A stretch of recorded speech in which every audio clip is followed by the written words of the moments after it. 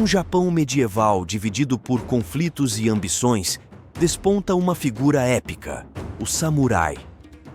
Mais do que meros guerreiros, os samurais eram mestres das espadas, guardiões da honra e símbolos de uma era de bravura e tradição. Mas como surgiram esses icônicos defensores da honra e da justiça? A história dos samurais começa no século VIII, em uma era de transformação e turbulência.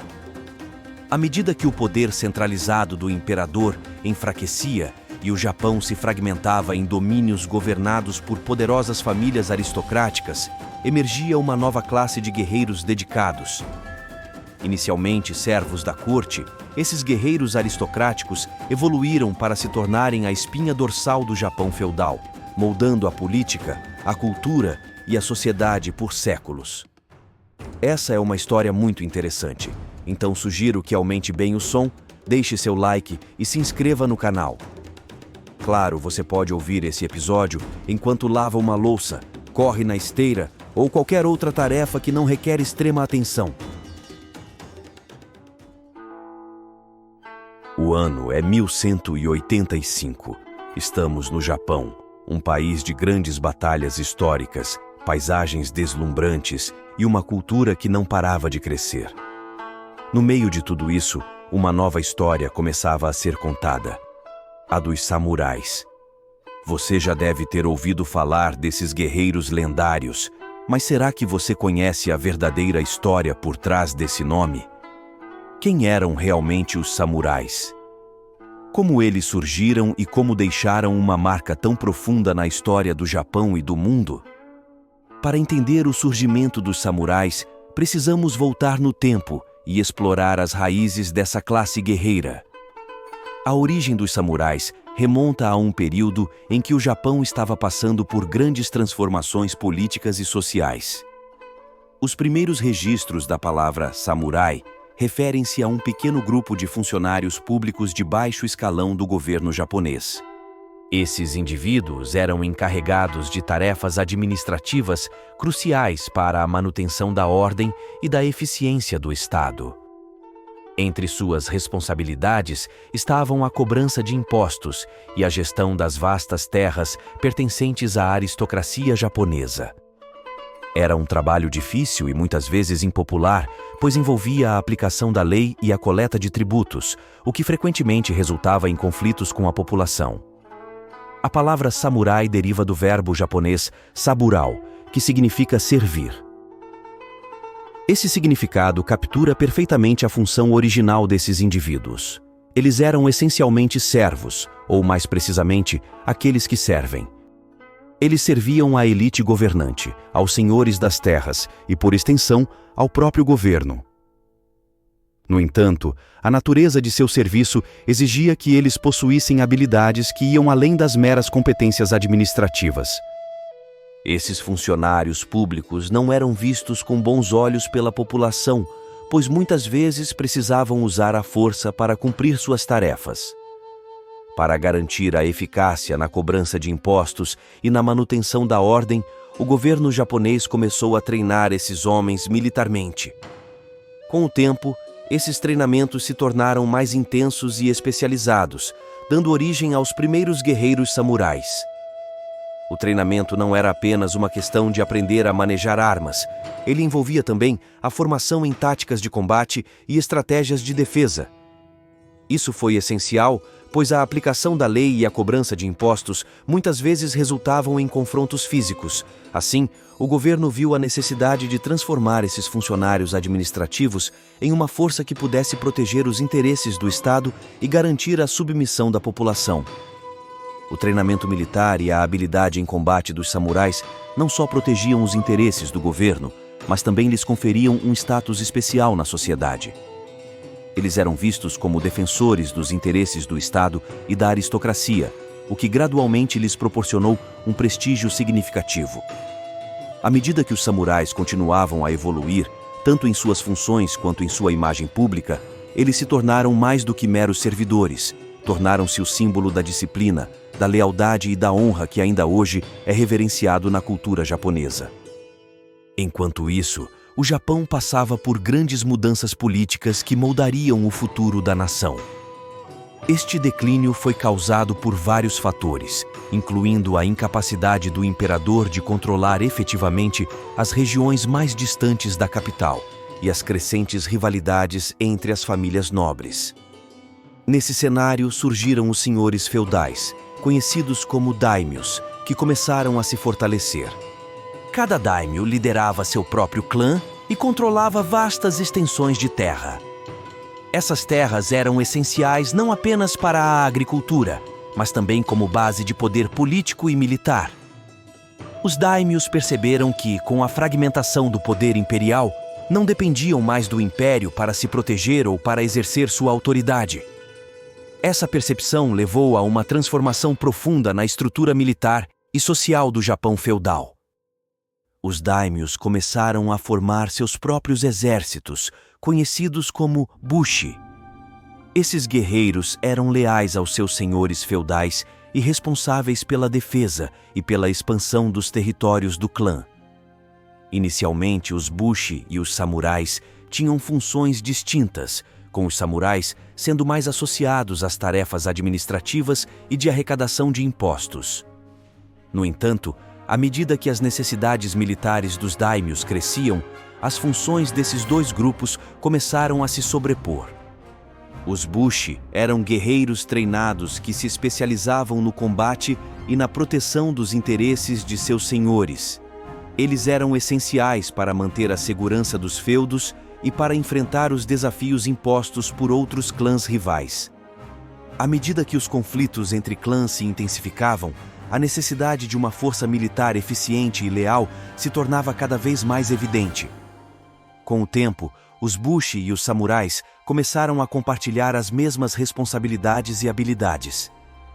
Ambos eram treinados nas artes marciais, no uso de armas e nas táticas de guerra, tornando-se indistinguíveis em suas funções. Essa fusão de funções levou à unificação dos bushi e dos samurais sob um único nome: samurais. Esta nova classe guerreira era agora vista como os principais defensores dos daimyos e os guardiões dos feudos. Os samurais passaram a desempenhar um papel crucial na manutenção da ordem e na proteção dos territórios. Além de suas habilidades militares, os samurais também continuaram a exercer suas funções administrativas, garantindo que os interesses dos daimyos fossem protegidos em todos os aspectos. A unificação das funções dos bushi e dos samurais, sob o nome de samurais, representou uma mudança significativa na estrutura social e militar do Japão feudal.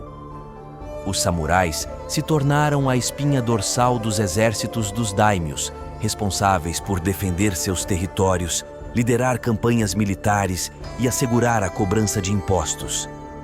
Eles eram mais do que simples guerreiros. Eram administradores, estrategistas e, acima de tudo, símbolos de lealdade e serviço aos seus senhores. Os samurais eram responsáveis por proteger as terras e os interesses de seus senhores. Para cumprir essa função, passavam por um treinamento rigoroso desde a infância. O treinamento dos samurais era um processo meticuloso e intenso, que começava em tenra idade, geralmente entre 8 e 12 anos. Desde muito jovens, os futuros samurais eram imersos em uma disciplina que exigia tanto força física quanto agilidade mental. A primeira etapa do treinamento envolvia o aprendizado das habilidades essenciais de um guerreiro. Uma das primeiras habilidades ensinadas era a de atirar flechas enquanto montados a cavalo, uma técnica conhecida como Kyuuba no Michi. A capacidade de atirar com precisão em pleno galope era crucial, pois permitia que os samurais fossem eficazes tanto em emboscadas quanto em combates abertos. Esta prática não só desenvolvia a destreza manual, mas também a coordenação entre homem e cavalo, uma relação vital para a eficácia em batalha. Além do arco e flecha, os jovens samurais aprendiam a manusear diferentes tipos de espadas. A espada curta, conhecida como wakizashi, era uma das primeiras armas que eles aprendiam a utilizar. A wakizashi era usada principalmente em combates em espaços fechados, como dentro de edifícios ou em situações onde a manobrabilidade era limitada. A agilidade e a precisão eram essenciais ao usar a wakizashi, pois os combates em espaços reduzidos exigiam movimentos rápidos e decisivos. A arma mais icônica dos samurais, no entanto, era a katana. Esta espada longa e curva era conhecida por sua incrível precisão e capacidade de corte. A katana era utilizada principalmente em batalhas em campo aberto, onde seu comprimento e a técnica de corte poderiam ser plenamente utilizados. O treinamento com a katana envolvia não apenas a prática de golpes e paradas, mas também uma profunda compreensão das técnicas de combate. Os samurais treinavam repetidamente, praticando cortes precisos em alvos específicos para desenvolver a força e a técnica necessárias para manejar essa arma letal. Os jovens samurais também participavam de treinamentos práticos de combate corpo a corpo, como o Jujutsu. Esta arte marcial era essencial para situações em que o samurai perdesse sua arma ou enfrentasse um oponente de perto. O Jujutsu ensinava técnicas de imobilização, arremesso e controle do adversário, complementando as habilidades com armas. Embora a katana seja a arma mais famosa associada aos samurais, ela era raramente usada em grandes batalhas. Em vez disso, os samurais dependiam principalmente do arco e da lança em combates militares. O treinamento com a espada, entretanto, era crucial para desenvolver habilidades de combate corpo a corpo, essenciais para a sobrevivência em duelos e situações de emergência. Os samurais seguiam um código de honra rigoroso conhecido como Bushido, ou o caminho do guerreiro. Esse código enfatizava valores como coragem, lealdade, honra, disciplina, respeito e autocontrole.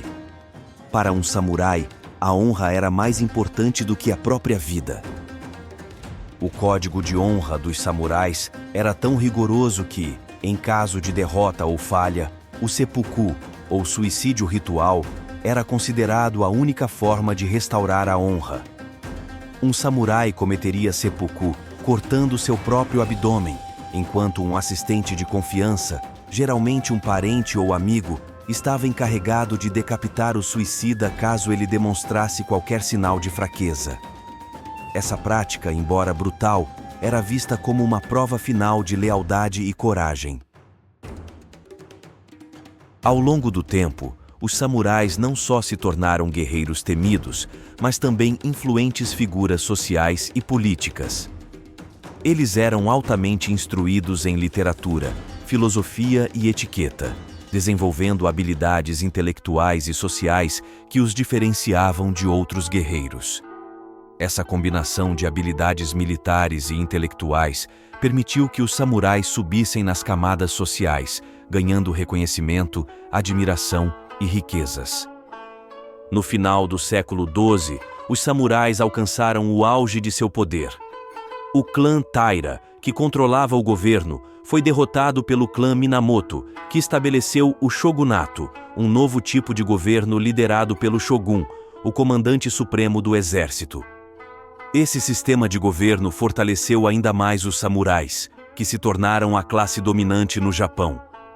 O Bushido desempenhou um papel fundamental nesse período, fornecendo uma estrutura de valores que guiava a vida dos samurais. Durante o shogunato, o Japão enfrentou várias ameaças externas, incluindo a tentativa de invasão pela poderosa Mongólia no século XIII. No entanto, as condições meteorológicas adversas, com fortes tempestades e ventos violentos, impediram que a frota mongol desembarcasse. Para os japoneses, isso foi visto como um sinal de proteção divina, elevando ainda mais o prestígio e a importância dos samurais na defesa da nação. No início do século XVII, o Japão foi palco de uma das batalhas mais decisivas de sua história, a Batalha de Sekigahara. As duas maiores forças do país, lideradas pelos clãs Tokugawa e Mitsunari, se enfrentaram em uma luta pelo controle do Japão. Entre os guerreiros estava Miyamoto Musashi, considerado o maior samurai de todos os tempos. Mesmo lutando ao lado dos derrotados, Musashi foi reconhecido por sua habilidade excepcional e aceito no governo vencedor dos Tokugawa. Musashi, ainda jovem, estava em busca de aprimoramento e conhecimento, e Sekigahara era o palco perfeito para testar suas habilidades. Apesar de lutar ao lado dos derrotados, Musashi se destacou por sua habilidade excepcional e coragem. Em meio ao caos da batalha, ele enfrentou inúmeros adversários com uma maestria incomparável, sua espada cortando o ar como um trovão. Musashi não seguia o caminho tradicional dos samurais. Ele era um ronin, um guerreiro sem mestre, livre das amarras do serviço a um senhor feudal. Essa liberdade permitiu-lhe desenvolver seu próprio estilo de combate, o Niten Ichi Ryu, uma técnica inovadora que utilizava duas espadas ao mesmo tempo, maximizando sua eficácia em combate. Um dos duelos mais famosos de Musashi foi contra Sasaki Kojiro, um espadachim igualmente lendário, conhecido por sua técnica da andorinha voadora. O confronto foi marcado para acontecer ao amanhecer, em uma pequena ilha. Musashi chegou atrasado de propósito, desestabilizando Kojiro psicologicamente. A batalha foi feroz, mas Musashi, com sua mente afiada como sua lâmina, conseguiu derrotar Kojiro com um golpe certeiro, usando uma espada de madeira que ele próprio havia esculpido durante a travessia até a ilha. Musashi não se limitava apenas à arte da guerra. Ele era um homem de muitas facetas: artista, calígrafo, escultor e estrategista. Suas reflexões e ensinamentos foram compilados no livro O Livro dos Cinco Anéis, um tratado sobre estratégia, tática e filosofia que ainda é estudado por líderes e estrategistas ao redor do mundo. No crepúsculo de sua vida, Musashi se retirou para uma caverna onde escreveu sua obra-prima e meditou sobre a vida e a morte.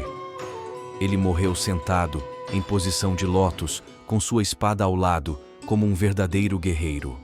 Sua lenda, no entanto, vive até hoje, inspirando gerações com sua dedicação, disciplina e busca incessante pela perfeição. A Batalha de Sekigahara unificou o Japão e trouxe tempos de paz, mas também marcou o início do declínio do poder dos samurais. Com a pacificação do país, os samurais começaram a assumir papéis administrativos e burocráticos. Durante esse período, o Japão permaneceu isolado do resto do mundo, até ser forçado por potências ocidentais a abrir suas portas para o comércio global. Na era Meiji, o Japão passou por uma rápida modernização, abolindo o sistema de classes e integrando-se à economia global. Muitos samurais, descontentes com a perda de seu status, apoiaram essas mudanças, lutando por um governo mais centralizado e moderno. Famílias de samurais se adaptaram, tornando-se empresários e ajudando a transformar o Japão em uma potência moderna. Empresas como Toyota, Mitsubishi e Panasonic têm suas raízes em famílias samurais. Embora a era dos samurais como uma classe privilegiada tenha chegado ao fim, seu legado continua a influenciar a sociedade japonesa moderna. Os valores de honra, disciplina e lealdade ainda são profundamente respeitados e admirados. Além disso, a cultura samurai transcendeu as fronteiras do Japão, inspirando filmes, livros e artes marciais em todo o mundo. Hoje, encerramos nossa jornada pelo fascinante mundo dos samurais. Esses guerreiros não foram apenas soldados habilidosos, mas também figuras de grande influência cultural e social. Suas histórias continuam a nos inspirar e a nos ensinar lições valiosas sobre coragem, honra e determinação.